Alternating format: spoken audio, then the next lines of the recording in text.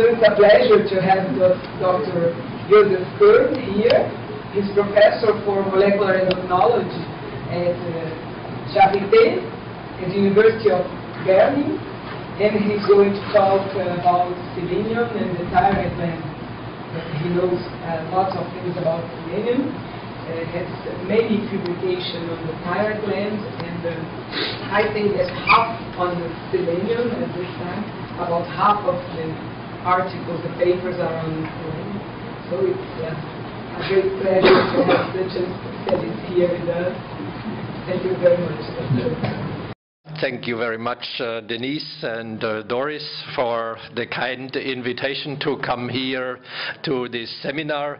I would like to give you some background and aspect on these two problems, selenium and the thyroid hormone axis, and I will structure the talk in these aspects that I will first address issues of thyroid function, and with that we have to touch autoimmune thyroid disease specifically. I will go a little bit more in the properties of the trace element selenium, and to understand selenium currently I would say 95 or 98% of the research on selenium has to do with selenoproteins, but there are also other seleno compounds which are, and selenium effects which are not mediated by proteins but also by, for example, nucleic acids.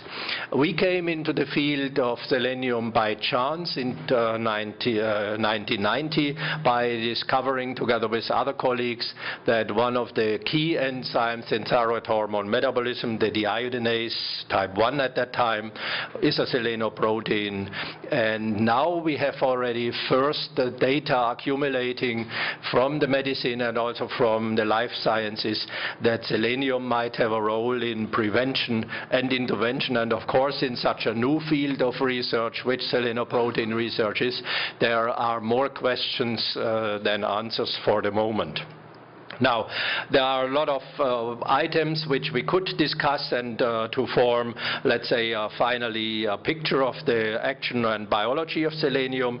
We have a few puzzle stones, but some of them fit together, some don't fit together, and I will just like to introduce the element which was discovered by a very talented life scientist and chemist at this time, Jöns Jakob Berzelius, working in Sweden, and he gave the name of selenium derived from the Greek goddess of the moon, because just a few years earlier the element tellurium was discovered, so he created something which is kind of a different way, and as it has rather silvery metal appearance and also appears in a second chemical form in the red color, so the name after the moon goddess was I think quite appropriate. Today, apart from the life science, selenium is heavily used in photoelectric chemistry, photocopiers, solar cells, semiconductors, so it's a highly valuable technical product getting more and more into our daily use. This is a picture of Mr. Berzelius, and he has also made a lot of very good improvements in these times. So selenium is classically the element number 34, and we have learned over the last years that selenium is an essential trace element for several species, including men, so we cannot live without selenium in our appropriate form.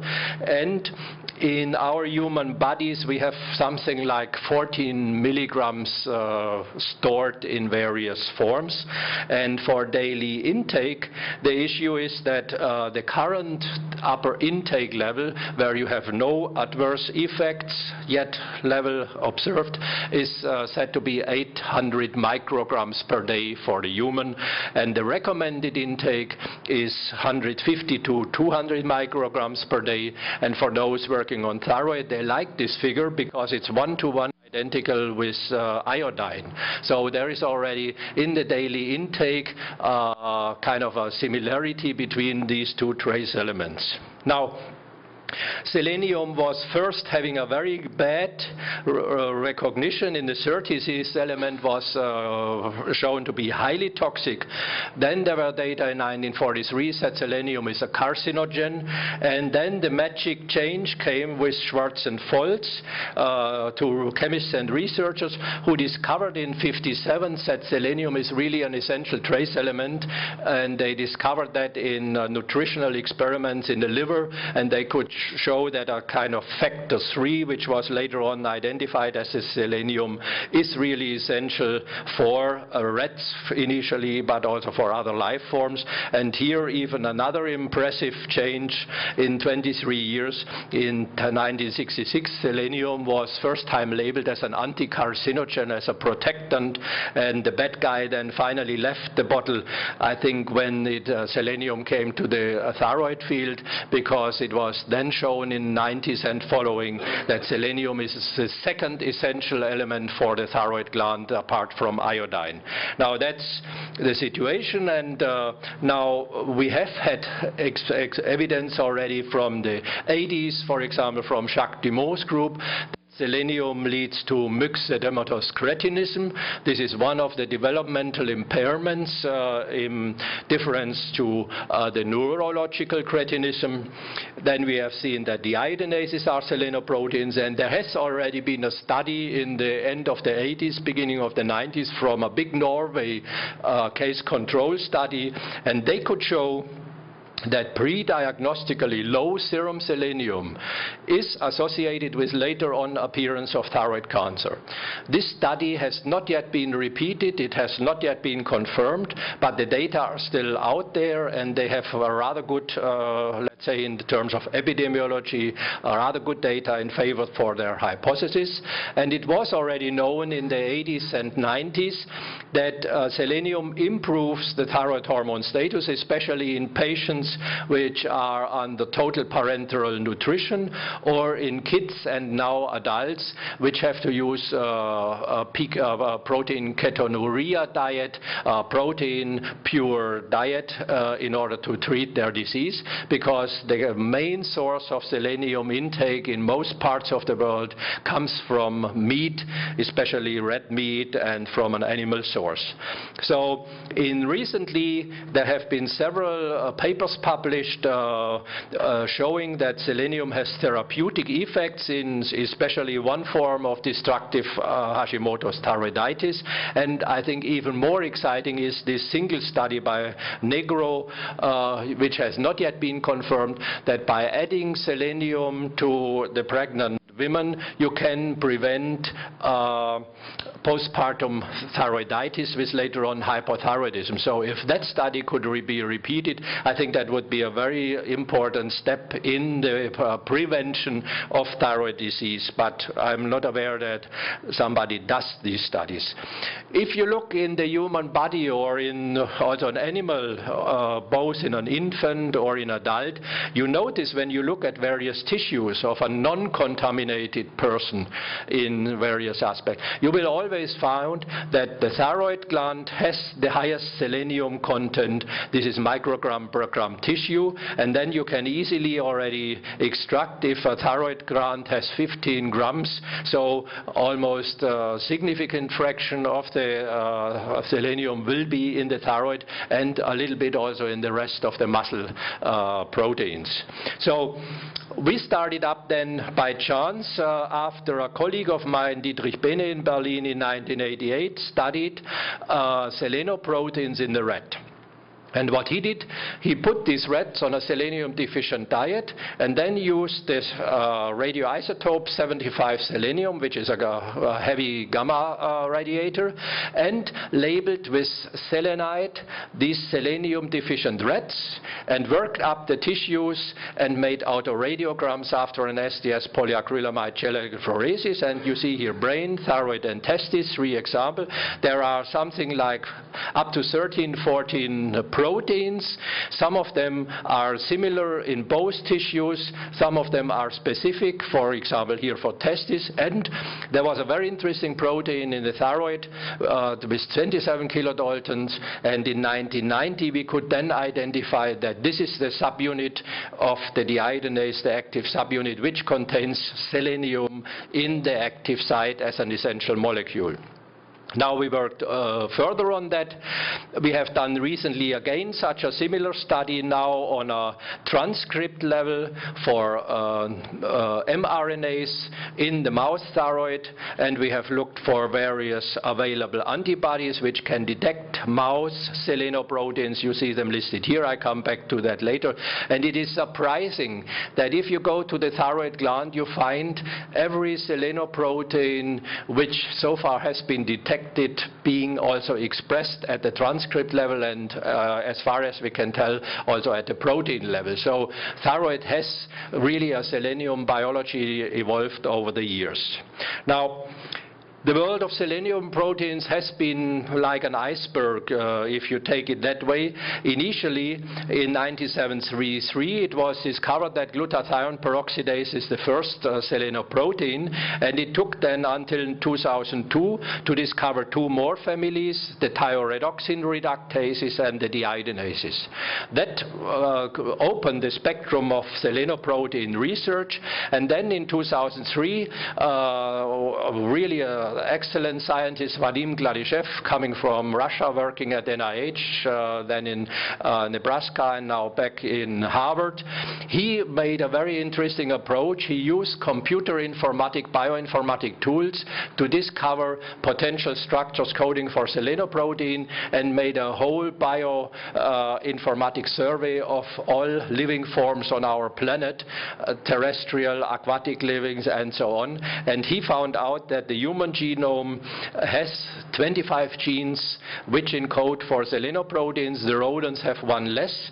C. elegans has only one. Drosophila can do it with 4. So it's quite interesting to see how the developing life forms take use of selenium, others don't need it. And plants do not need selenium essentially, but they are metabolizing and accumulating selenium, so they have no selenoproteins to our knowledge. The genome doesn't give any hint for that. And now you have these 25 genes, and what we have learned from these 25 genes, that we can make up to 70 various protein forms, either by alternative splicing or alternative start site use, and several post-translational mutations. So from these 25 genes you can make a big repertoire of various selenoprotein forms, and it was quite interesting in 2005, so a rather short history, the first mutation was discovered of a selenoprotein, and this is a protein which I come back to, SBP2, later on.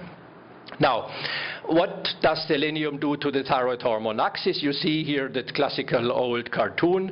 There is a thyroid gland producing two hormones, thyroxine and the active form 3-iodothyronine, T3. And we know that both the thyroid gland can already produce and secrete T3 to support the body. But there are also these already mentioned deiodinases, which can activate the prohormone thyroxine to the active hormone.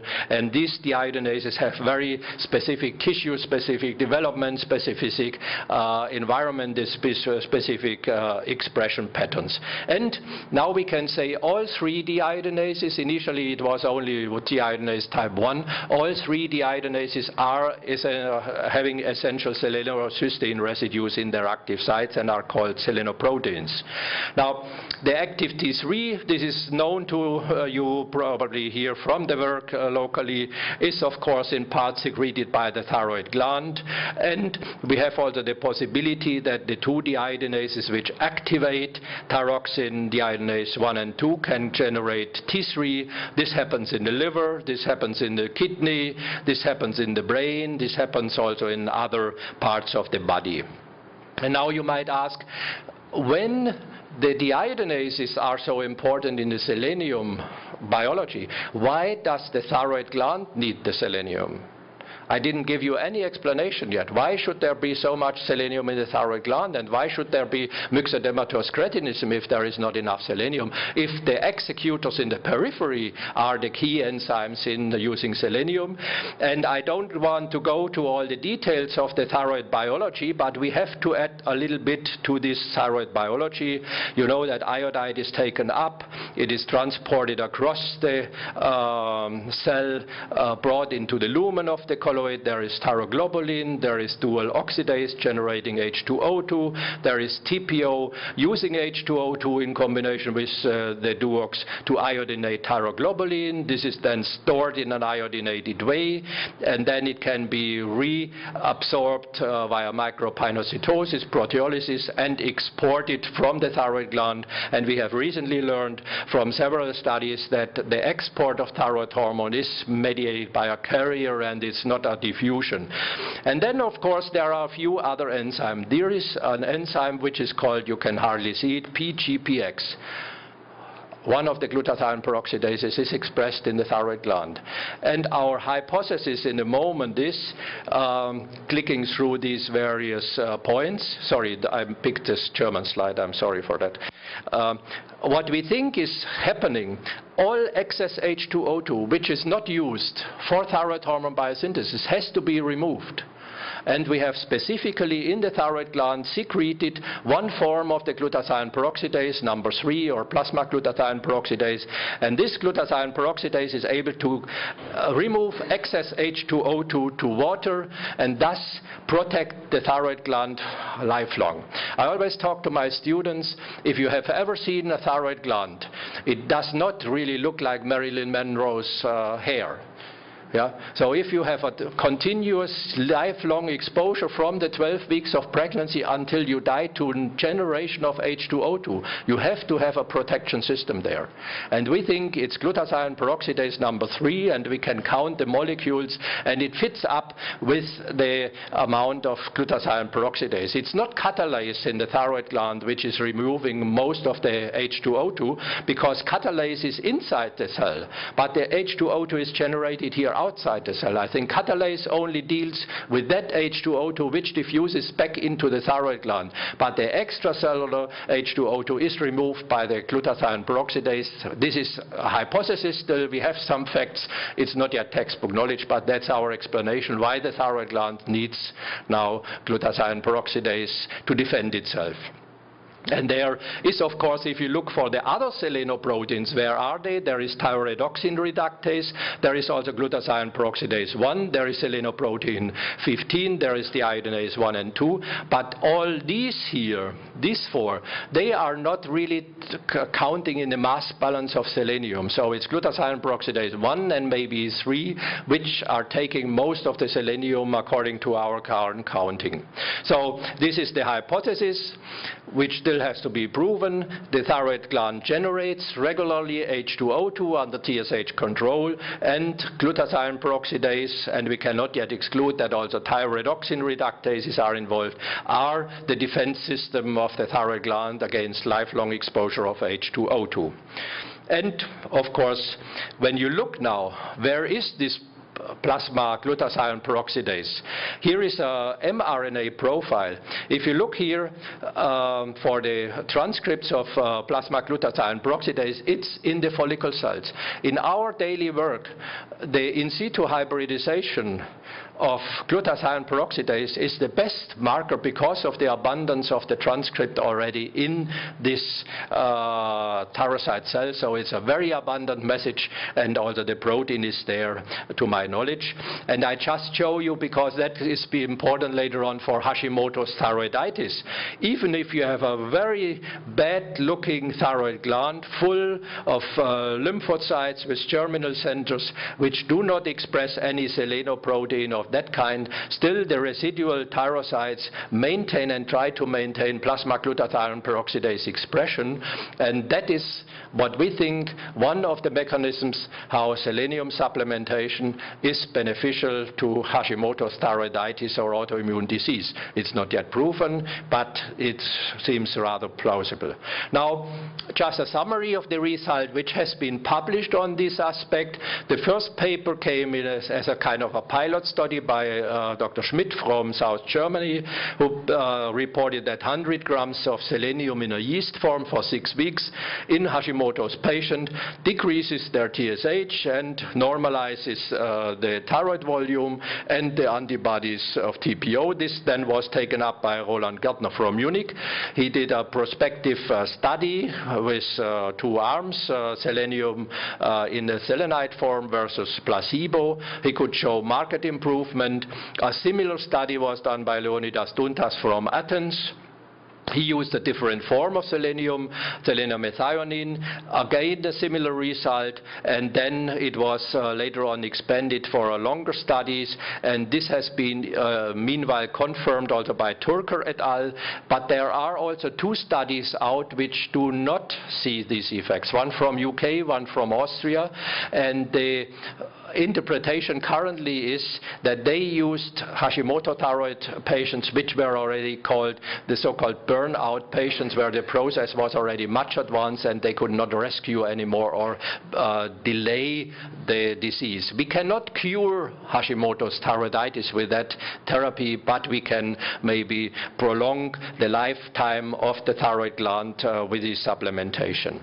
Now, this is the cartoon in summary. So we think that glutathione peroxidase, which is secreted into the colloid space, can take over excess H2O2 degradation to protect the thyroid gland. And we hope that with an animal model, which is currently still in the workup and in the analysis, can partially prove that hypothesis on a mouse background and then add some data for the clinical studies.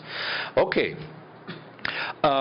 This is just for somebody who is interested, the graphics of the NEGRO study showing that the percentage of thyroid of patients with postpartum thyroid disease here is markedly decreased in the group which received selenium. This is the black bars here in terms of hypothyroidism, and also partially with the antibodies, while the controls of course had nothing, and the placebo-treated control, placebo-treated group has a very high incidence of both autoantibodies and hypothyroidism.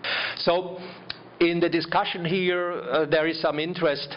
Can we use every compound of selenium to do these effects? Is there any specificity? Because I switch between selenium as an element, selenium in a chemical form of selenite, selenium in methionine, selenium in a yeast. Is everything the same, or no, do we need to be a little bit more careful with this selenium compound? And I think we learned a lot of lessons over the last years that selenium is not equal to selenium. You have to observe the chemical form you're getting into contact with this compound. How do normally selenium compounds enter our metabolism as humans? There are 2 amino acids, selenomethionine and selenocysteine, which are precursors for the biosynthesis. Here you see the structure of selenomethionine. It is just an exchange of selenium versus sulfur, and this exchange depends on the environmental exposure in your nutrition. There is no selectivity, so it's a statistical issue. When you offer more selenium, you will have more selenomethionine, and if you have more selenomethionine, you make more selenomethionine proteins, which contain proteins, so you can fill up this store unlimited until you outcompete sulfur. But these selenomethionine containing proteins, at the current knowledge, have no specific function. They do not differ in their catalytic properties so far. There is no regulation of the incorporation of selenium in methionine, and there is only one fact which is not yet fixed but discussed, that a protein which contains selenomethionine instead of sulfur methionine might be easier oxidized than a protein which is just sulfur. So the hypothesis is there that these proteins are more unstable or more susceptible to oxidation than the current sulfurs. If that hypothesis is true, that would potentially explain, let's say, different antigenicity of these compounds, so they might be more vulnerable. But this is real speculation at the moment, no clear facts. It is completely different now for selenocysteine. All selenocysteine containing proteins have a long history before they get there.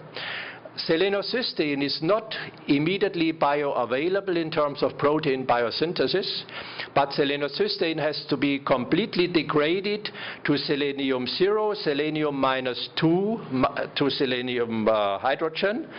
And this selenium hydrogen then can be incorporated and added to the so-called selenocysteine tRNA. And this tRNA is the only way how selenocysteine enters this group of selenoproteins which are encoded by these 25 genes. Selenocysteine, if then these proteins are degraded, goes back to selenium 0 -2 and can be reused. And there is also an important pathway, the so-called transselenation pathway. You can get, of course, in biochemistry from selenomethionine to selenium cysteine, and that is how you can enter the selenocysteine pool via the selenomethionine pathway. But it also tells you that these selenomethionine sources are not immediately bioavailable. So if you want an acute therapeutic effect, you cannot go this pathway. You need to go in with selenide or a low molecular weight selenium compound. But this pathway is good to have a, let's say, homeostasis at a support level over a long time. So if you want to go just in preventive measure, then you can use this pathway. If you want to have a therapeutic effect acutely in various applications, you have to go to a different selenium source. And then the issue of selenium excretion. Over many years it has been shown that if you get too much selenium into your body, you can of course also excrete it again.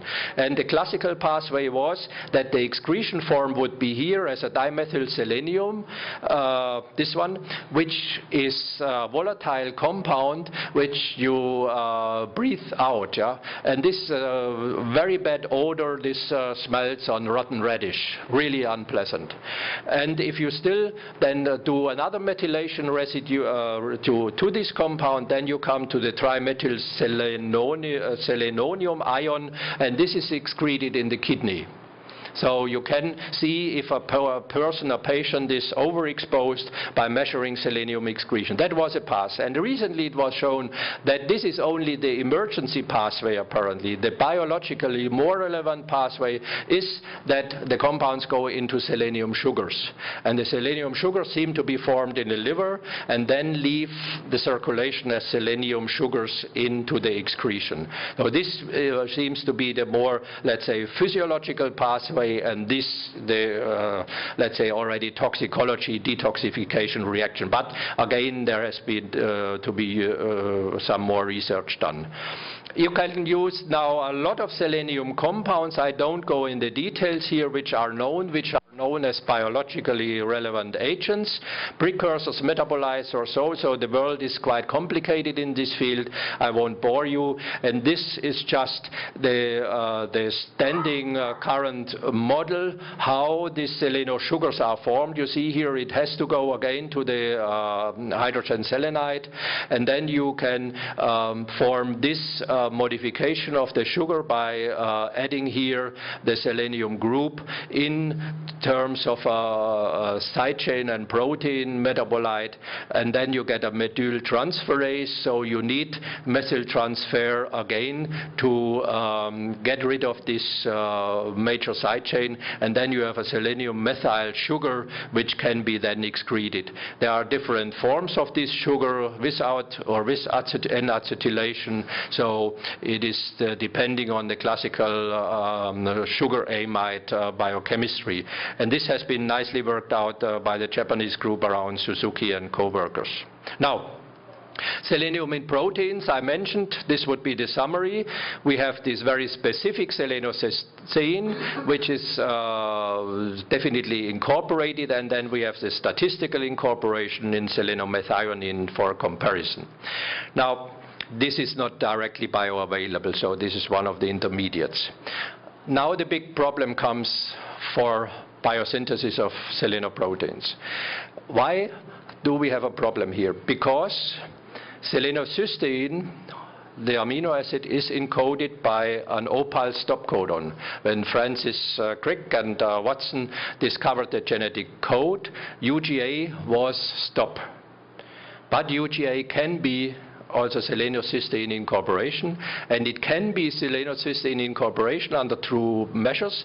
You have to have a secondary structure of the transcript, the so-called hairpin loop, which has some well-defined conformation and basic structure, and if you have such a hairpin loop downstream of a UGA codon here in a reading frame, you can kind of overrun the system, but you need cis-active elements, though this in-frame UGA codon, the cis element, the hairpin structure of the cis element, and you need transactive elements, 3 other proteins, which are necessary to decode the system.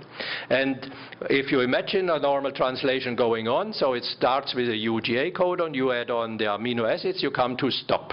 Normally the chain would be interrupted, the release factor would come in, and the system is gone. But if you have this structure, then the 3 helpers come in, cis binding protein, this is formerly called SPP2, a specific elongation factor which can only deal with this tRNA, which has been loaded with the selenocysteine, a rather complicated phosphorylation-dependent process. So only under this condition, the chain can continue, the tRNA can be incorporated, incorporating the selenocysteine, the chain can be terminated, and the protein is ready. Now, why do we know about that? There are mutations, there have been animal experiments, and so on. Now, the first thing was you can make such a stop codon truncation if you just remove the gene for this tRNA. Then the system does not work. This has been formally proven. Mice with a TRSP inactivation die in utero lethal around day 21. So they don't make it. So that is a formal proof that selenocysteines are essential for life. That is a very heavy issue, not yet shown in humans, not yet any mutations here. But what is interesting in the humans is that a second protein which is mutated, SPP2, really shows up as a first phenotype in the thyroid hormone axis. This was a big surprise, and we worked on that together with a group of Sam Refetov to find out what's going on here. So a mutation in this protein abrogates, in part, not completely, the efficiency of selenoprotein incorporation, and the first proteins which do not work anymore in these families affected are actually the thyroid hormone axis-related proteins. Now, these were the 2 families. They have a disturbed thyroid hormone feedback function. They have mildly elevated TSH and T4, elevated reverse T3 and low T3. So if you see that the iodinases are selenoproteins generating T3, this would make sense in this phenotype. And they had an inadequate T4 but a normal T3 suppression, so they do not appropriately make T3 because of the impaired deiodinase function. This has then been formally shown in fibroblasts from the patients where you can measure the iodinase activity. This was reduced in these patients. They had a low plasma selenium because the hepatic protein which is bringing selenium to the rest of the body is inactivated, so you have also a selenium deficiency, you could call it.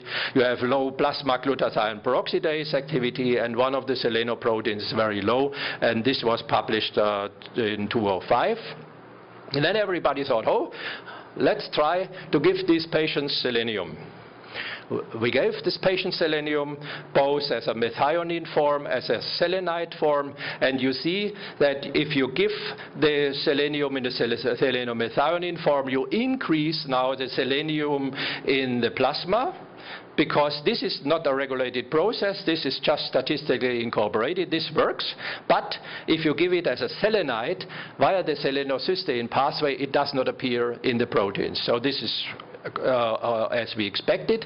And if now we look at one of the selenoproteins in the plasma, which comes from the kidney, which does not respond because it needs this selenocysteine, so even if you increase selenomethionine, this activity does not change. It's the same in the selenite and in the selenomethionine group, and it stays in a plateau in the affected patients and their normal family members. And the same holds true for selenoprotein P. So this was a formal proof that selenoprotein BP2 deficiency is essential to organify selenium into the selenoprotein class, and our expectation would now be that the next risk these kids have, they are still in the adolescent age, they will probably have a problem with fertility, because male fertility depends on selenoprotein efficiently, and in midterm they are at high risk to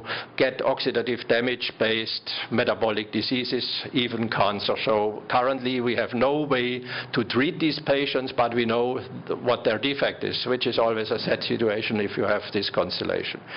And you see that T4, T3, nothing is really changing, free hormones, TG, so we cannot treat these thyroid hormone axis defects in the patients. We have to give them thyroid hormone, probably in combination now. This is a case for T3 combination, T4 combination therapy, long term.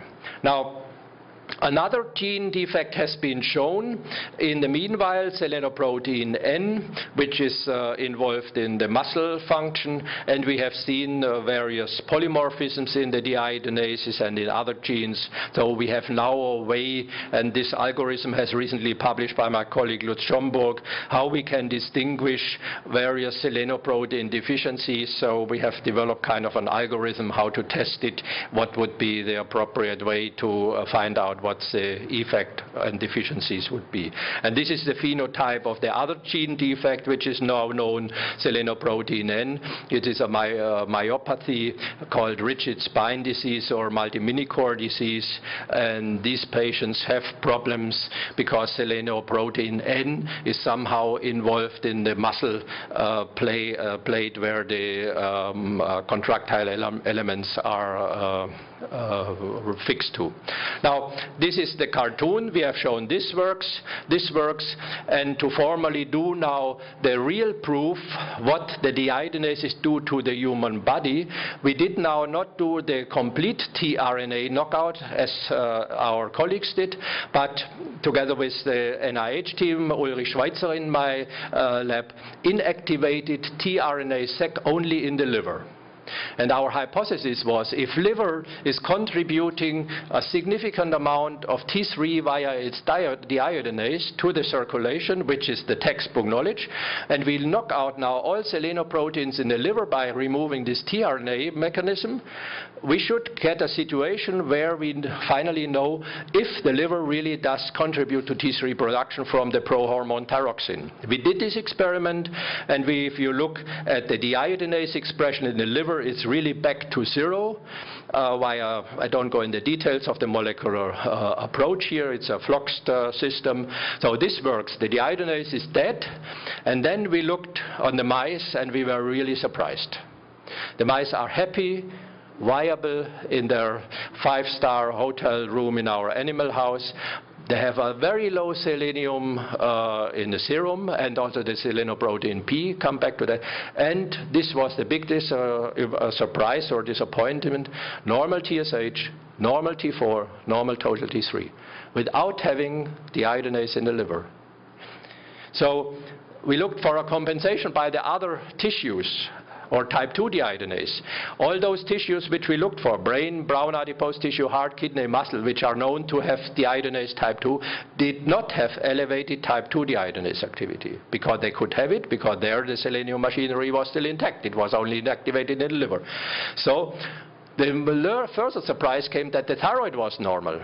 There was not even an attempt that this thyroid is more active when the liver cannot make more T3 anymore.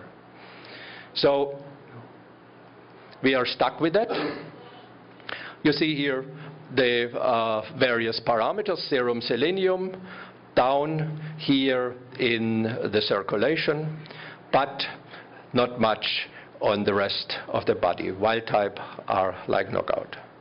Serum levels, see here, TSH not changed, total T4 not changed, total T3 not changed.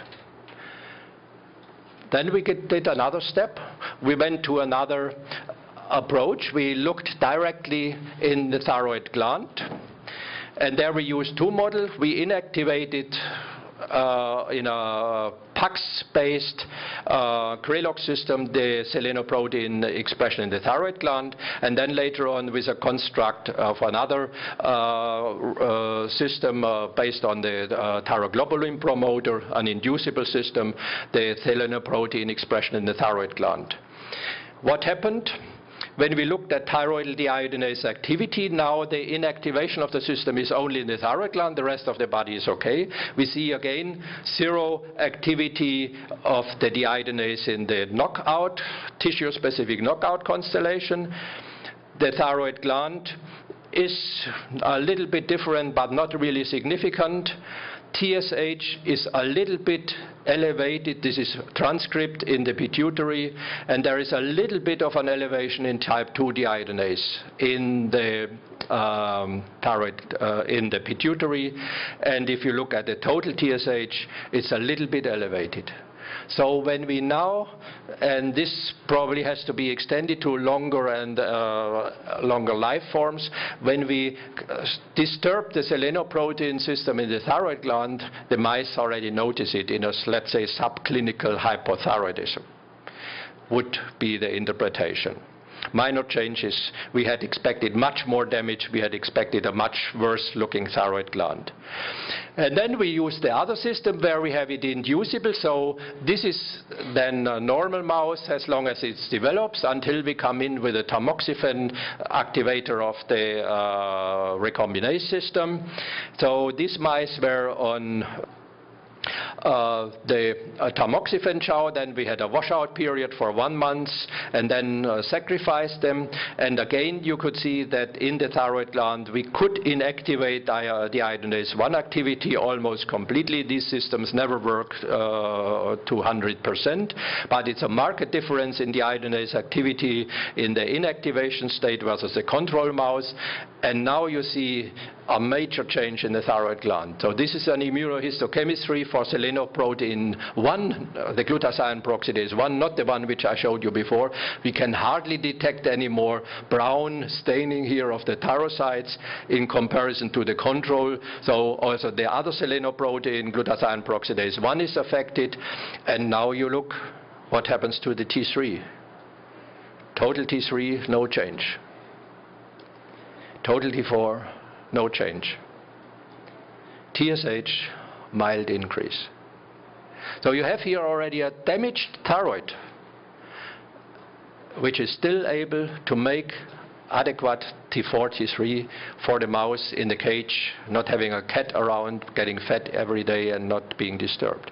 So the system, the thyroid, seems to be very powerful in adaptation. Even if you screw up the system, expose it to H2O2, this is, I think, was really not really so much expected. And again, you see here then in the pituitary a mild increase in TSH transcript and in the IO2 transcript. So the pituitary and the thyroid notice that something is going on when you interfere with the selenium system in the thyroid gland. So we believe that is now the first proofs in that direction. You can go then in more histology. You can look for thyroglobulin. You see it's still thyroglobulin positive. NIS, the iodide transporter, is still there in these mice. So they seem to do still very well. But I do not know if they will do very well when they are 1 or 2 years old or something like that, which are experiments which are a little bit expensive.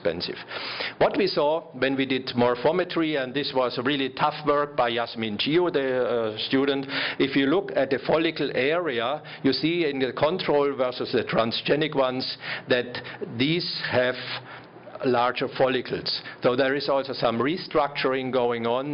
We have the impression that the follicles kind of getting bigger and bigger and fused together, and this might only be a system where you have an altered turnover or maybe no de novo generation of follicles. We cannot say that at the moment. So This is still on the work, and epithelial extension is much smaller in the disturbed situation versus the control one. So it's both size of the follicle and activity of the epithelium which is altered.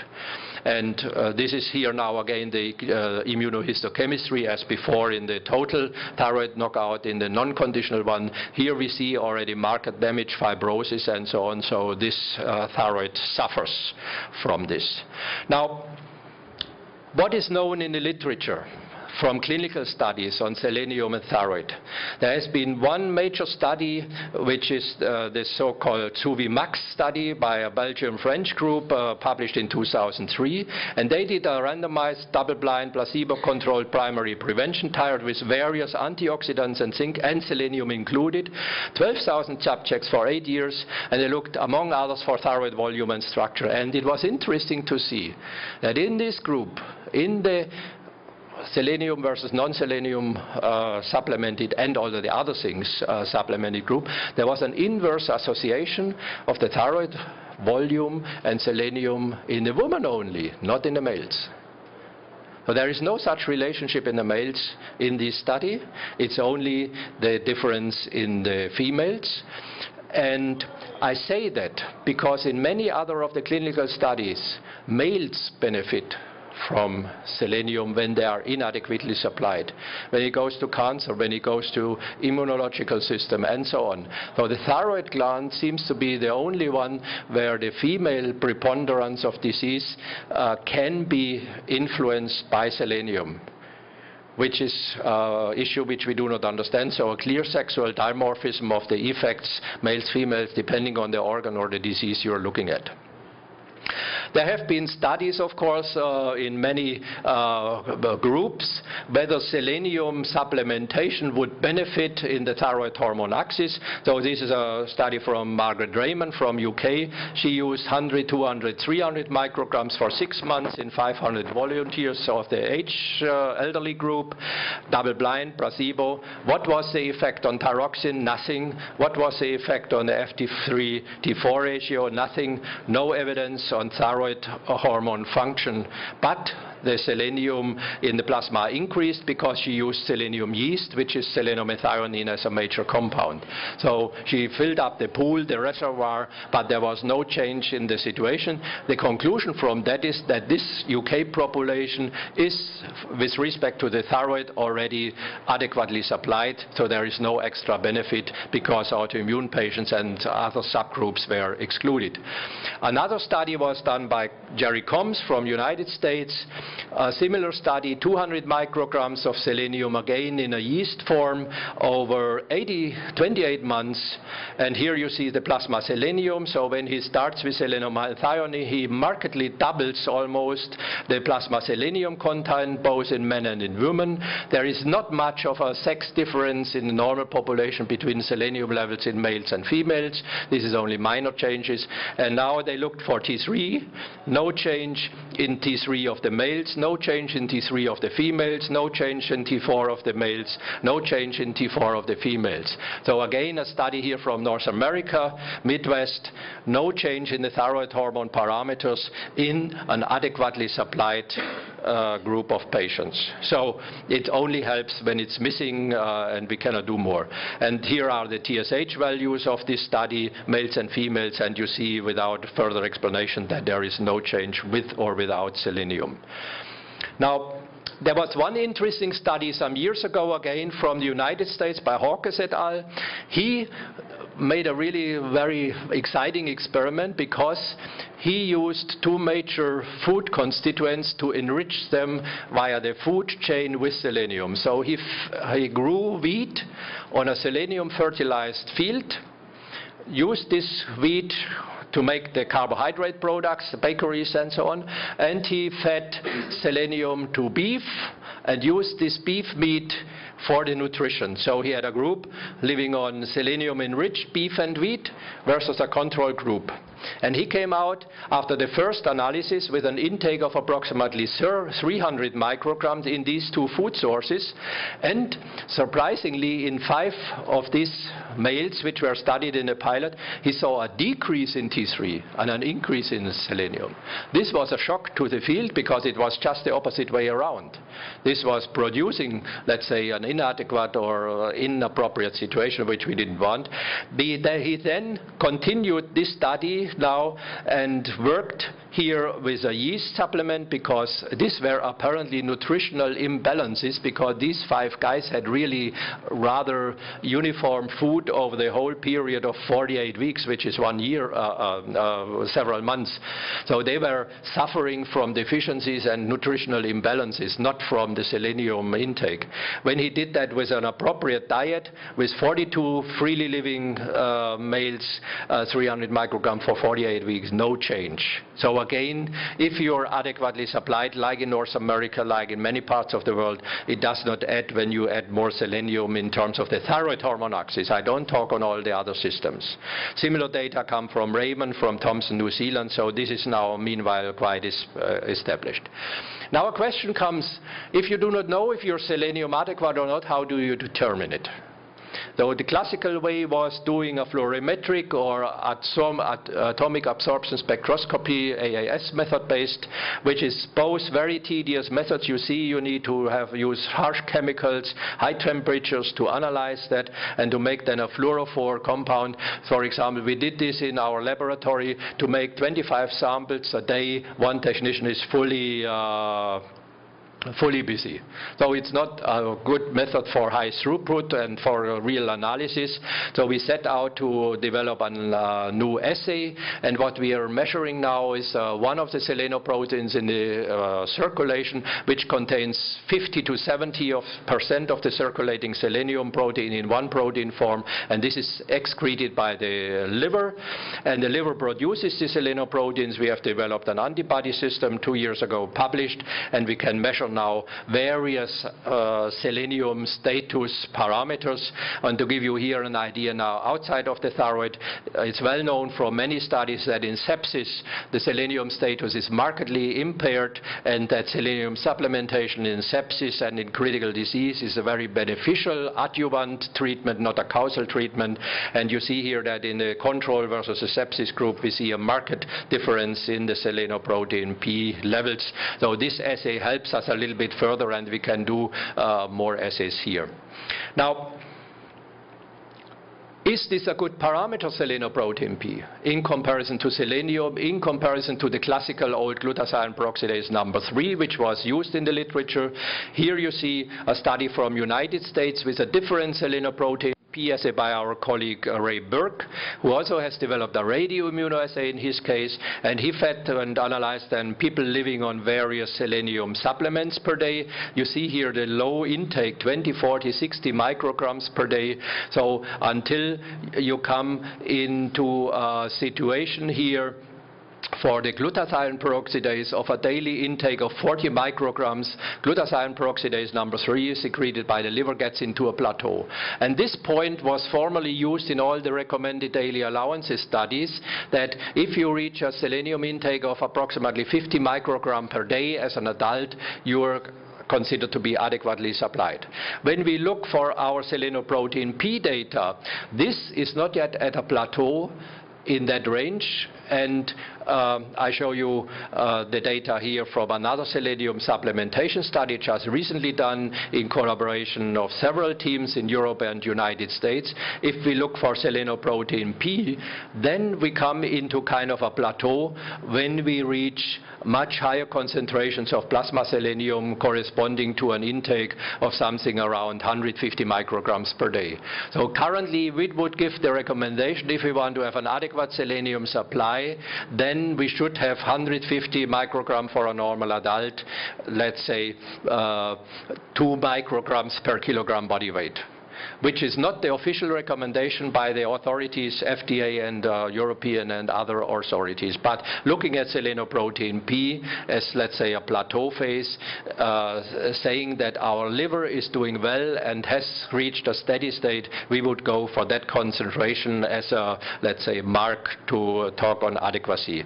And you see here in this lower range here, where it's clinically relevant, there you have a nice linear relationship for glutathione peroxidase, but that stops at around 50 to 60 microgram, and selenoprotein P would have here the same. Is this a realistic situation in a human? Are there humans who have only 40, 30, 50 or 20 micrograms? Humans on the routine hemodialysis, which are not supplied, they are in our experience in the range of 20 to 40 micrograms, and they have already severe deficiencies. So in internal medicine, hemodialysis praxis, or in renal medicine, it would be strongly recommended to have adequate selenium supplementation. Patients on TPU, PKU diet, malabsorption systems and so on, these are patients who are here and on the long-term parenteral nutrition. So there is risk groups in our population which need that. So I come to the end. Sorry, there is a typo. Selenium compounds in prevention and therapy. Yes, when we know that selenium is an essential element, we should take care that we get it, but we do not know exactly what are the readouts, which are the real compounds which we would recommend to use. Methylselenol, for example, very important in the cancer biology. The thyroid should be supplied. And what is the appropriate biomarker? Currently, we prefer not anymore selenium in the blood, because then we cannot distinguish it is in the selenomethionine protein pool, or is it really in the available protein pool. So the minimum would be glutathione peroxidase 3, and we currently and others prefer selenoprotein P as a readout. Are there diseases? Of course, you find diseases in the textbook. This is a classical textbook disease of selenium deficiency, so-called Cushing-Beck disease, or also Keshan disease. This disease occurs at a selenium intake of approximately 20 to 30 micrograms per day. So where you have a marked cardiomyopathy in the Keshan disease, not shown here, or this big joint disease in the Cushing-Beck disease. But you can cure this disease with a little bit of increase, 20 micrograms or 30 micrograms of selenium. Selenium is not causative, it is only the basis where this disease exists on, and there is currently a discussion that inadequate selenium supply makes Coxsackie virus more virulent in the Keshan disease, or here fungi toxins from bad grain are having a better way to interfere here and to exert their toxicity on a background of inadequate selenium supply. So in both of the textbook diseases, selenium is not the causative agent, it's only the, let's say, adjuvant missing agent in the biology. Now, what about increased selenium levels? Are there any problems when you have high selenium levels? And there are not so many data which are reasonably good. There is one study, increased selenium associated with decreased mortality in the US, and they had selenium levels in the 130 micrograms per liter, which is a small study, but it's published and it's reasonably done. There was a study from Tokyo, from a larger population, no detrimental effect of selenium when you are in 150 micrograms per liter. And there have been many studies on beneficial effects in oncology, both cancer mortality and tumor incidence in the past. So the recommendations officially are to go for 50 to 70 micrograms, but there are studies out which do not show deficits or problems if you go to 120 to 100, maximally 50 micrograms levels, reaching that plateau for the glutathione peroxidase. Open issues: how is really this anti-inflammatory or anti-immune effect of selenium exerted? Are there any long-term problems of selenium supplementation which could be adverse? There has been publications, I show you in the next slide, that high selenium intake was by two groups claimed to be associated with incidence of diabetes. These are highly controversial papers which are still heavily discussed. These are two groups, mainly Strange's Lacrosta is one group, Blaze is the other group, and they showed in several epidemiological analyses that when they look in big trials that the highest selenium group, and here it's surprisingly, if you look carefully into the data, males which were having a high level and were getting on another 200 micrograms on top in North America, most of these studies, one in Europe, there is a trend towards increased incidence of diabetes. But the problem of these studies is it is self-reported diabetes. They didn't have baseline levels.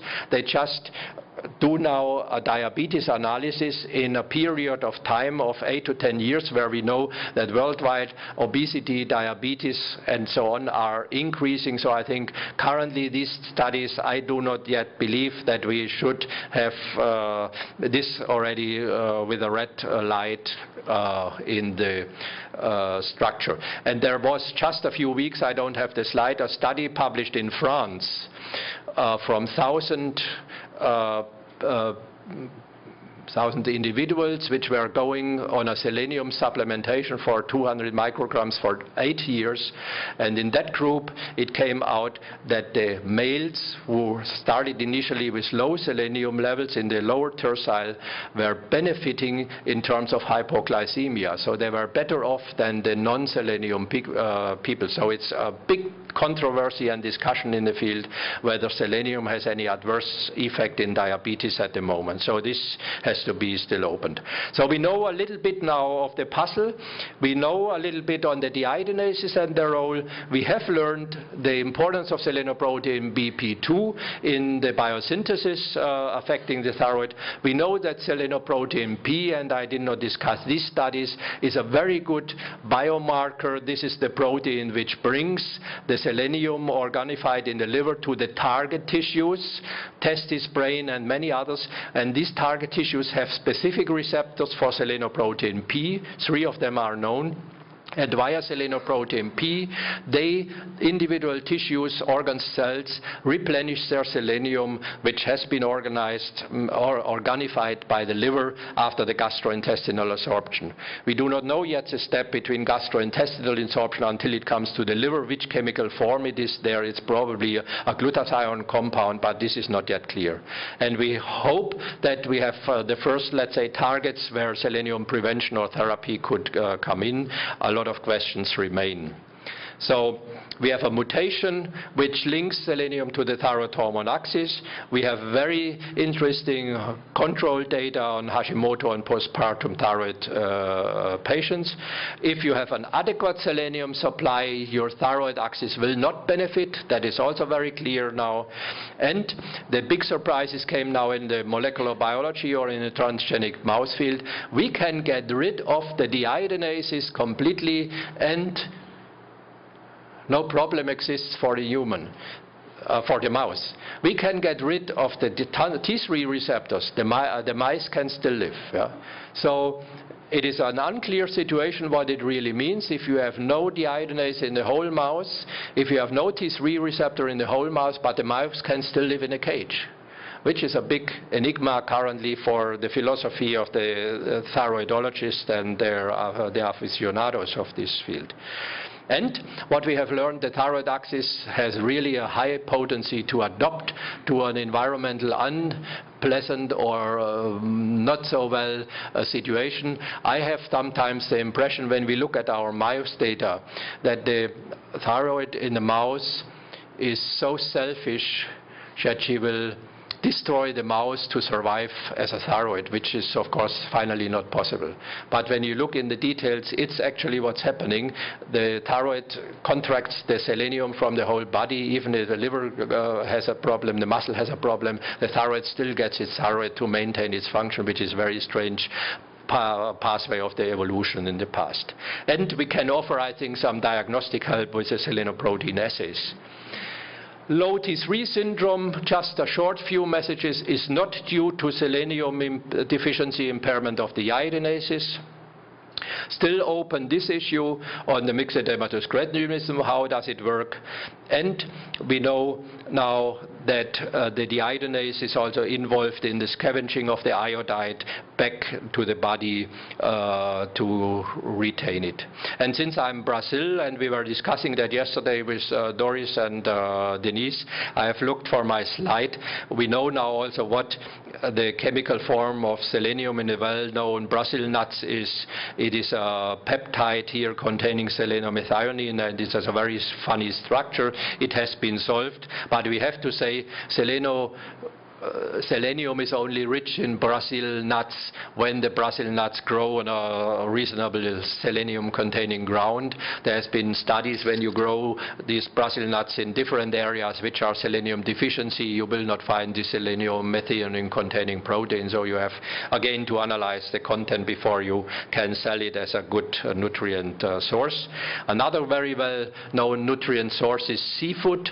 This is very well-known and liked by the thyroidologists, because with this source you get both iodide and selenium as essential trace elements at the same time in the same amount. So bad for people who don't like it, they have to find other solutions. And if you look for the sources of selenium in our nutrient, red meat, fish, eggs, why eggs? Livestock in animal production all over the world gets 5 times the selenium in the nutrient than the humans, because it has been very efficient for livestock production. By elevating selenium, you increase fertility, you reduce infections, they grow faster, so they seem to be healthier and happier, at least in a mass production, than in the natural environment. So that is why milk has a meanwhile high selenium content. Eggs and animal meat, also chicken and beef, are well known to are rich sources of selenium. It is not recommended in many parts of the world to believe that cereals, nuts or vegetables contain selenium, because if the ground has no selenium and is not with selenium fertilized, you will not get it. There are areas like in the Midwest of the United States where the selenium is rich in the ground, so that wheat will be rich in selenium and then is a reasonable source of selenium in cereals, but not in many other parts of the world. Yeah. I went a little bit long, sorry. Thanks for the invitation here to talk to you, and of course, I have also some thanks to my team. I don't mention all individual names, but Lutz Schomburg is the team leader who is mainly working in the selenium and cancer and diabetes axis. Ulrich Schweitzer is our master of the mice, and he's working on selenium and thyroid with me, and also selenoproteins in the brain, which is very interesting. And I benefit a lot, of course, from the support and interest and help of the thyroid and the selenium community. And here are Lutz Schomburg, Ulrich Schweitzer, the two. And of course we need some money for that, and this comes from the German Research Council, German Cancer Agency, Ministry of Technology and Research, the Charité, and of course European community in some parts. So that's it. And not to forget, you cannot do these experiments when you have really compliant mice, and they have to be happy and active to work with us together, otherwise we cannot come to conclusions for humans. Thank you.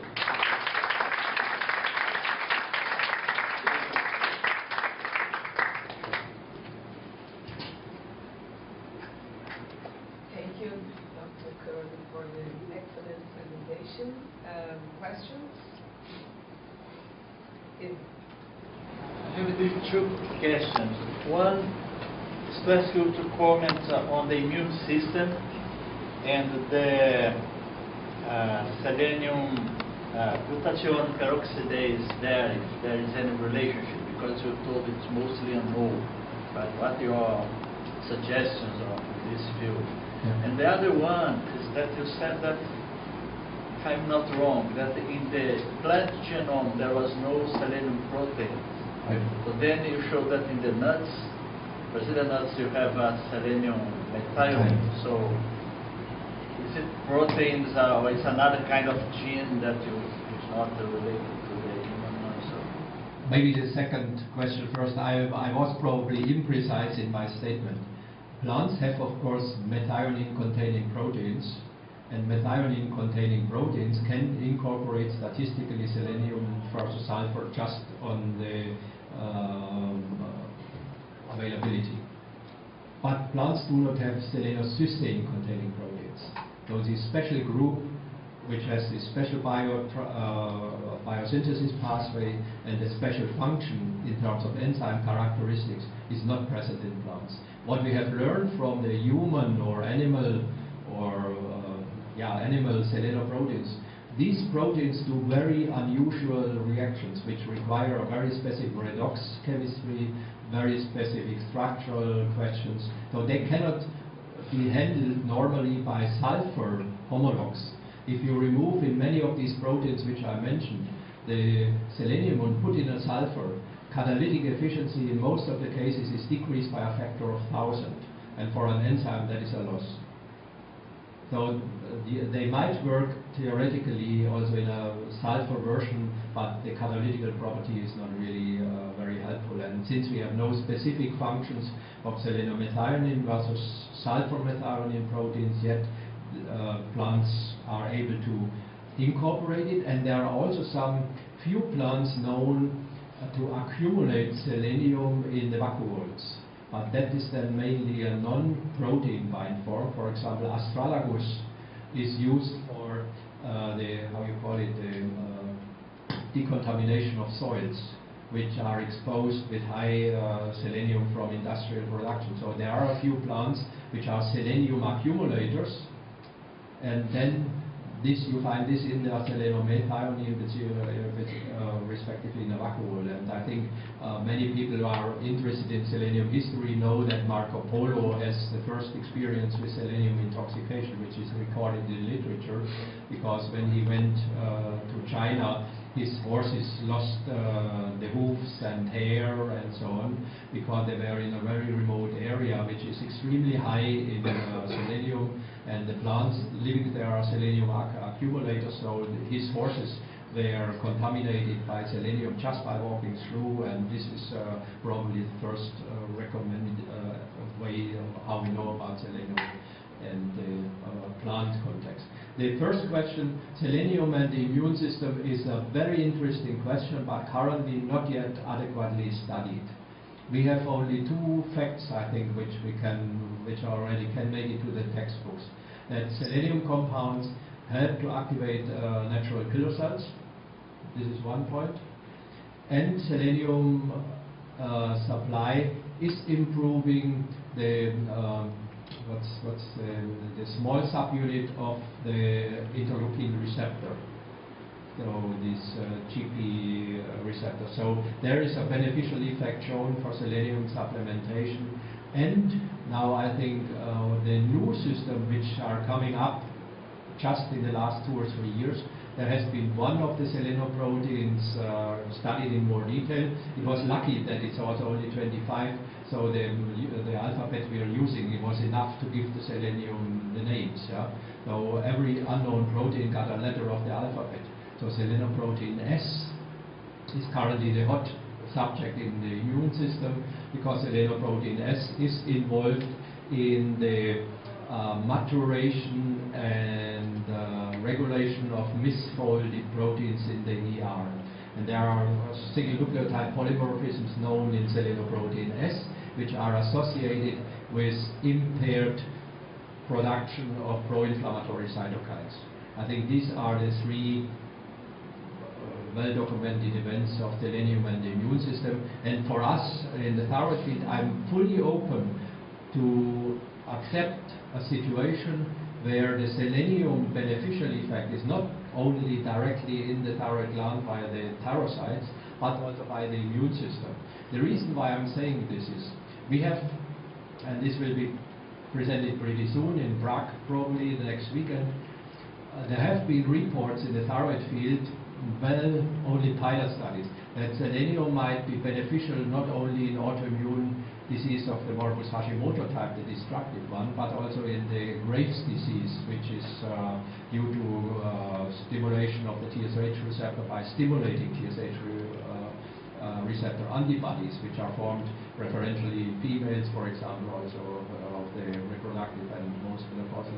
And these are completely different two immune system, immune responses for the thyroid gland. But in both, apparently selenium is working, and there will be a study coming out from the UGOGO group, a well-planned study, and I heard it just here this weekend that it looks like that selenium has a beneficial effect in Graves' disease, and if that would be the case, this would really a major progress. They tested it, I think, against prednisolone and another anti-inflammatory agent in a 3 or 4 arm study. So things are open. There is currently no data known, for example, that, and the Molecular Endocrinology is working on that, that you could use selenium, for example, also for type 1 diabetes, when it's helpful in autoimmune thyroid disease, but there is nothing known yet there that there will be a modulation, so we have to do and wait for some scientific data until we make conclusions. Another question? Yeah. I was curious about the high concentrations of selenium in the thyroid, and then what can change that distribution or redistribution in the body for liver or kidney? What can cause this? There have been several studies from several groups in the past with more or less advanced technology, I would say. What we see from our own study, because I know what I did, so I know how to interpret the data appropriately. What we see is that, for example, a Graves' disease thyroid gland, when we analyze it total, we cannot separate, let's say, the tissue from, is very, very low in selenium. But this could just be that it's full, let's say, of inflammatory cells and so on, so there are not so many thyrocytes around. But it looks like it's more than that, it's really depleted thyrocytes. When it goes to cancer, thyroid cancer, there are also 2 variants of thyroid cancer. When you go, for example, in a papillary thyroid cancer and also in anaplastic thyroid cancer, selenium content in these tissues seems to be low. And also in the autoimmune thyroid diseases of the Hashimoto type, it's a little bit lower than normal, but not, I would not make anything out of that.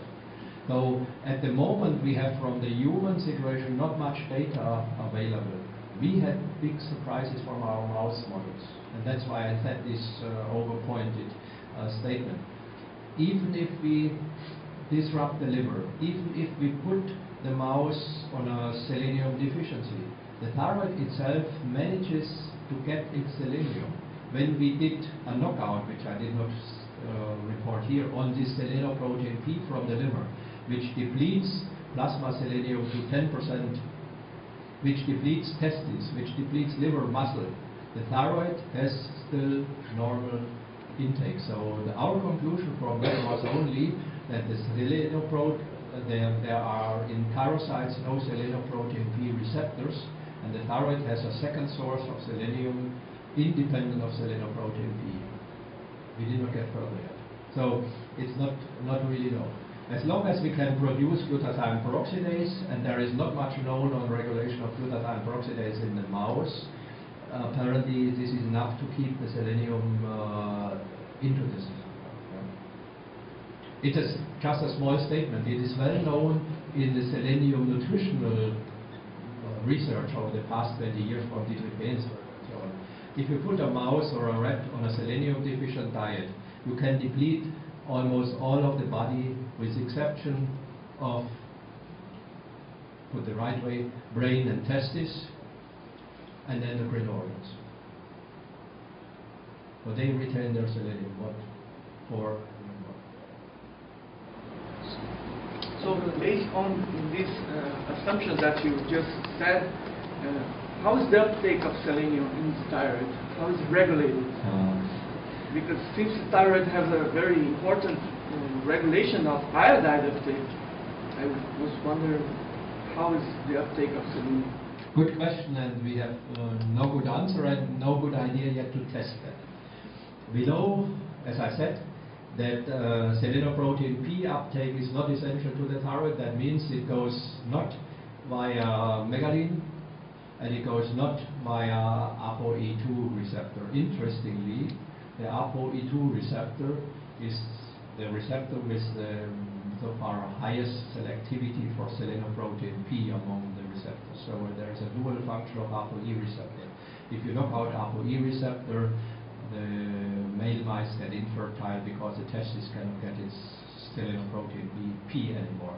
So a knockout of ApoE2 receptor has the same male reproduction phenotype as a knockout of selenoprotein P, which I think is quite a nice formal proof. Yeah. So if you have no ligand or if you have no receptor, you get the same phenotype, so that's it. This was work done by Berg and Olsen. And we know that the megalin in the kidney, for example, is very relevant for selenoprotein P retention, not to lose this acquired essential element in the urine. And if you look how does selenite get into the cell, there are two data sets available.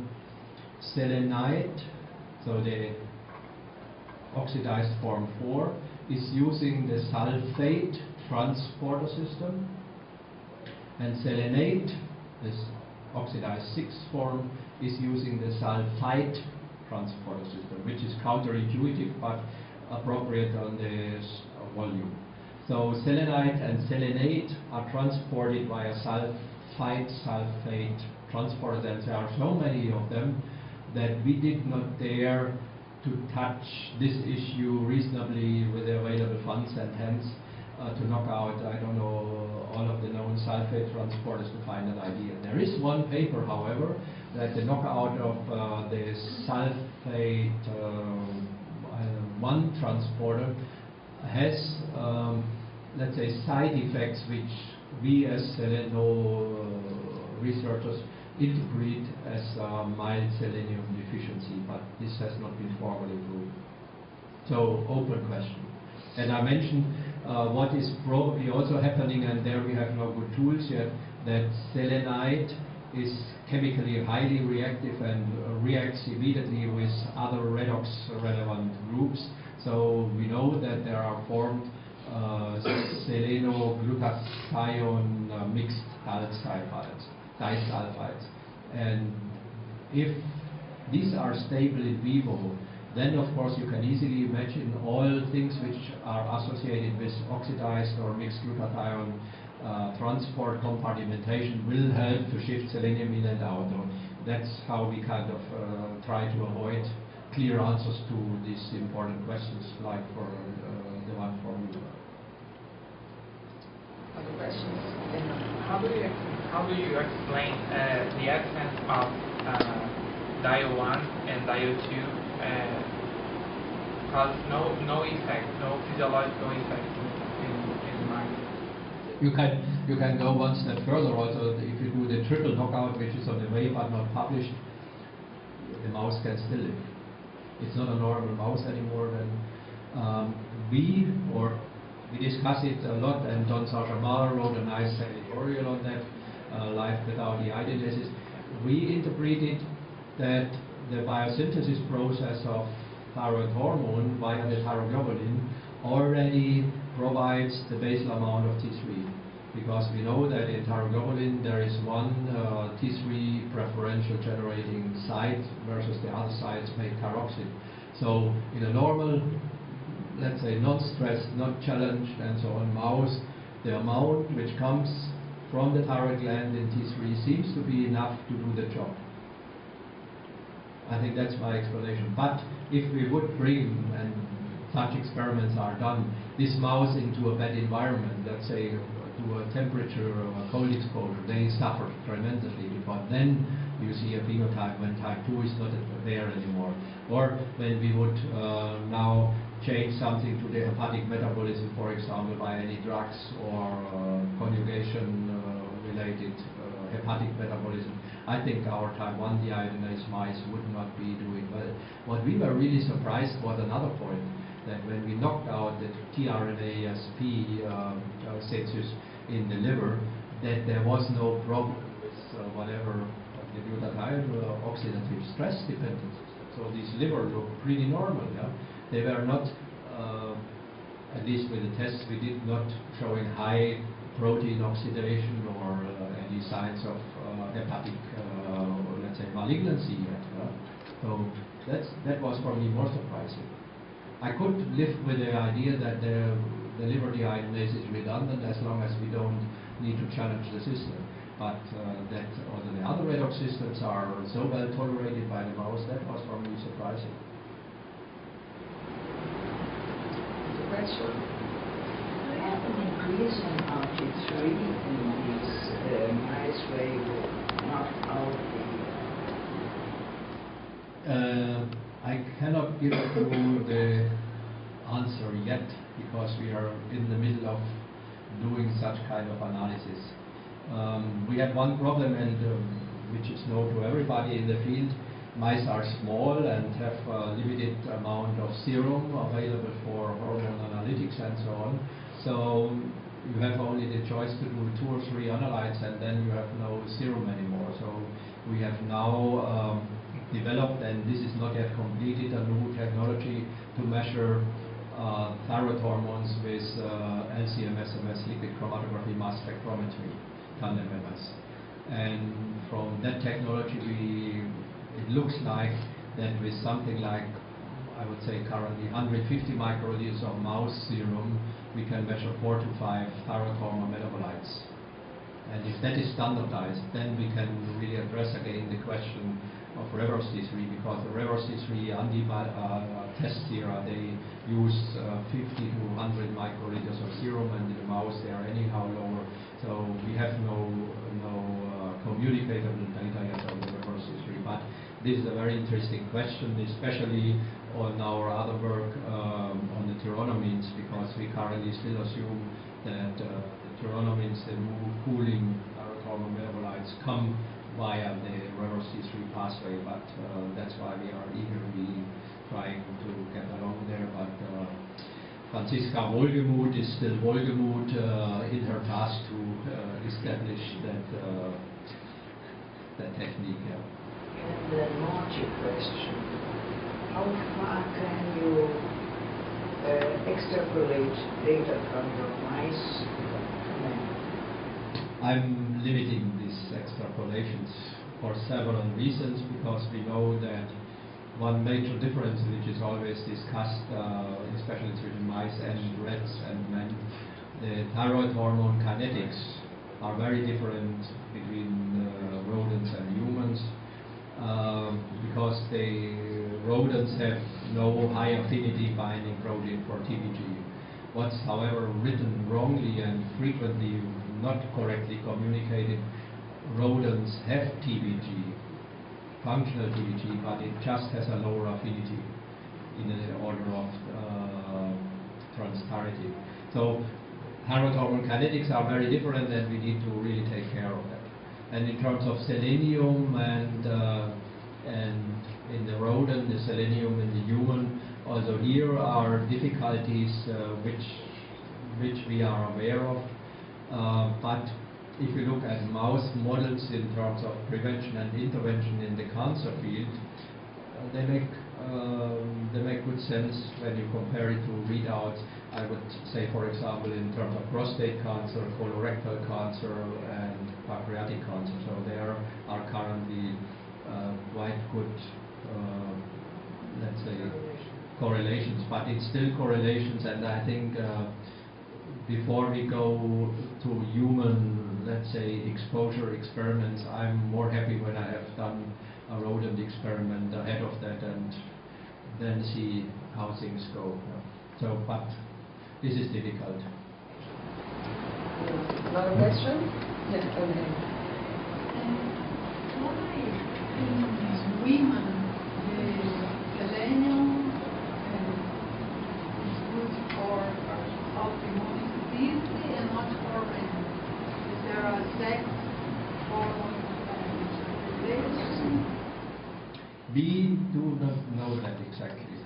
When we look at our rat and mouse data, we know that liver, kidney, muscle, thyroid in the mouse have already differences, first of all, in their selenoprotein expression on the tissue level, which is not reflected in serum. And when we go in, for example, we did one experiment where we injected the mice with lipopolysaccharide, a classical, let's say, inflammatory model. We saw a different cellular or hepatic and renal response to this pro-inflammatory stimulus in male and in female mice. And now the mechanism behind, we don't know it yet, but we have the impression that it's a post-translational action related, post-transcriptional regulation related to this incorporation mechanism on the ribosomes. What we think is either the tRNA is sex-specifically regulated, or the interaction of the elongation factor with the SPP2 are having a sex-specific component, which brings it in favor of this or that type of protein. And again, in that situation, selenoprotein S, which I mentioned before, shows the most remarkable differences among the selenoproteins. So we do not know yet, but it's not a gene expression issue in my opinion, and it's more a co-translational modification. But a lot of research is needed here. Yeah, in fact, we have data in our laboratory showing that hydrogen peroxide generation is higher in female than male. Oh, These may, we have not yet data from antioxidant enzymes, glutathione peroxidase. So this may explain maybe more selenium is needed for women to their thyroid protected. Yeah. Maybe. I was curious about one data referring to the specific thyroid deletion of tRNA. Yeah. Why TSH is increased, and this does not fit with increased D2 also in the 2. So could you please, you don't have I any can't. clue. I can't. Maybe Tony Bianco or Reed Larson can. I never understood the hypothesis in the textbooks of the correlation between TSH and type 2 deiodinase, because this is counter-regulated. I can understand the regulation when it goes via D1. I cannot understand it when it goes via D2, because low T4 would elevate deiodinase type 2. More T3 would then suppress TSH, which is not the case. Which is okay. Yeah.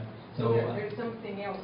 There is something else. I have no idea. We have this data in 2 cases now. I don't know. If it's some short loop or this TSH thyroid feedback. I don't know. Yeah. Good observation, but if you have a good suggestion, let me know. Unfortunately. Yeah. Thank you very much.